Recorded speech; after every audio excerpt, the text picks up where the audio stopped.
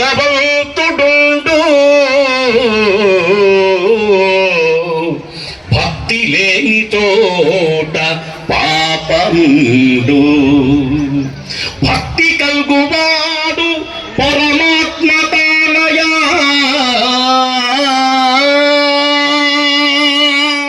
ఇది ఒక భక్తి ప్రపంచం.